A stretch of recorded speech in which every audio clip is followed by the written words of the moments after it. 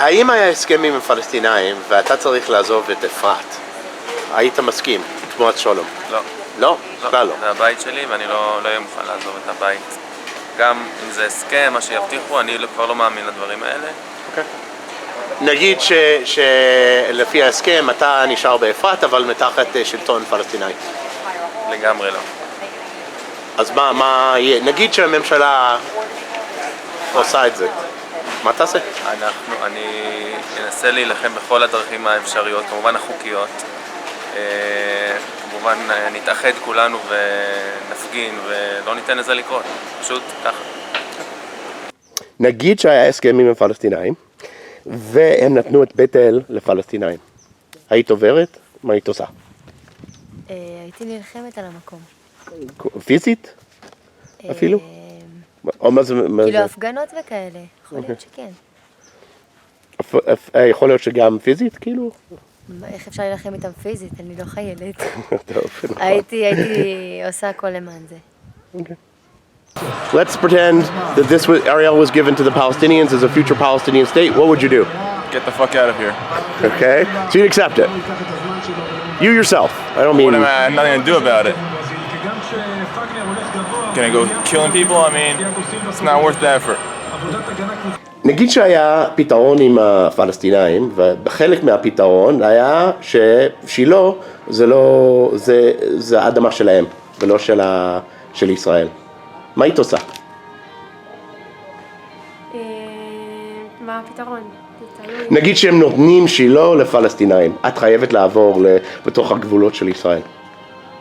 תלוי, אבל זה בגבולות של ישראל. נגיד. ומה הפתרון שהם ירצו את זה ויתנו את הכל, אז לא הייתי מוכנה. שהם יגידו כל פעם... היית נשארת? השאלה היא, היית נשארת בתחת שלטון פלסטינאית? היית רבה איתם? כאילו... לא הייתי נותנת לזה לקרות, שזה יהיה תחת שלטון פלסטיני. אוקיי, כמו מה? כאילו, מה אפשר לעשות? אני לא יודעת מה הייתי עושה, אבל זה היה נוראי. כאילו, הייתי עושה הכל כדי לא לתת לזה לקרות. כאילו, ביחד עם עוד אנשים וזה, כאילו, הפגנות הממשלה, לא יודעת, כאילו... Let's pretend that there's an agreement with Palestinians and Kochav Yaakov is given to the Palestinians. It becomes, let's pretend. Okay. What do you do? I'm gone. You'd leave? Yeah. Oh, you'd obey the law and say the government said and... Yeah, we did. Okay. I assume you'd be against it, but... No, I will do it. I like the law and I listen to the law and I also I want to be an attorney, so, you know. You want to be a what? An attorney? I'm in law school, so, you know, the law is the law. The law is about everything. Okay, so I asked you, would you leave Alon Shvut if the community itself was given to the Palestinians? By that I mean, there's two options here. One is the government says, Alon Shvut, you have to leave. Would you be willing to leave for a peace agreement? That's a yes-no thing. Well, I don't believe it would give peace. If I believed that it would give peace, really, you'd be willing to relocate. I would seriously consider it. Okay. But, and then the other option is they say, okay, it's no longer Israel, it's now becomes part of Palestine, the Palestinian police guard you. Right. If the soldiers and the police here were Palestinians, I would basically run for my life. Why? First of all, I know from Palestinians that the worst thing that ever happened to them is that they have soldiers that are Palestinian, and it's a very cruel, how do you say? A cruel group. It's a cruel army. Army or whatever. And I have kids, I would run for my life. נגיד, שאלה היפותטית, שהממשלת ישראל נותנת עופרה לפלסטינאים בהסכם. מה היית עושה? בוכה חזק. אוקיי. זהו. היית עוזבת, היית נשארת מתחת שלטון פלסטיני? ממש לא. תגיד לי, אם לוקחים אותו איפה יש לה להישאר? כן. בשמיים איתי. זהו. מה אמרת? לא שמעתי. איפה תהיה? היא גרה בעופרה, פנים את עופרה, איפה היא תהיה? מה נראה לך? נגיד שמוסרים את עופרה לפלסטינאים. איפה היא תלך? תעבור לירושלים, תל אביב, לא יודע. בעופרה היא לא תהיה בטוח, נכון?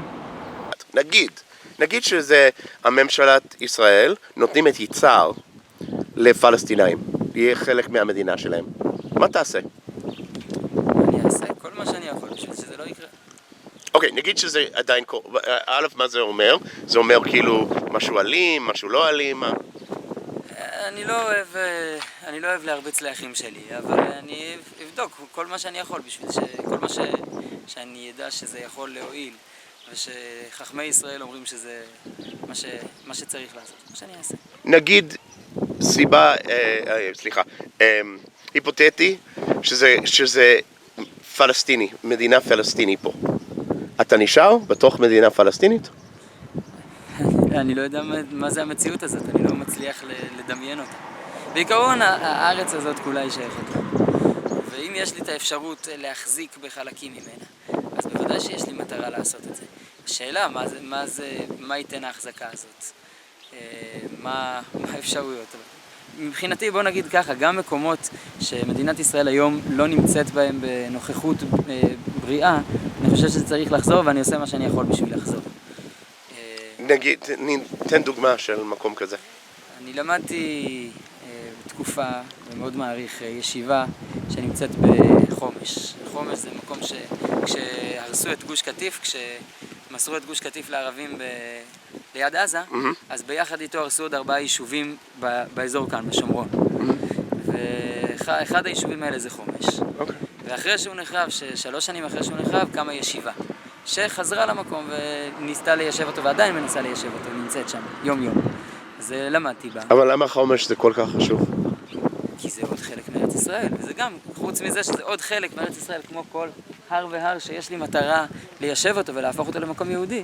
זה גם מקום שיש בו תיקון של הפגיעה בארץ ישראל שהכרתה אז. סתם מסקרן אותי, אם נגיד היית יכול לעשות אותו דבר ברמאללה, או בתוך רמאללה ניקח, היית עושה? מה, שזה גם יהפוך להיות מקום יהודי? בוודאי.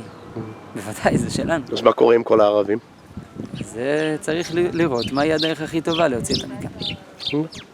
Special thanks to my Patreon sponsors for sponsoring this video. With your donation, I was able to rent a car and come out to smaller communities and ask questions that I normally wouldn't be able to get to. So if you'd like to hear from smaller communities like Arab Israelis, Jewish settlers, Palestinian farmers, please donate through Patreon and check the tiers to see which donation you'd like to give.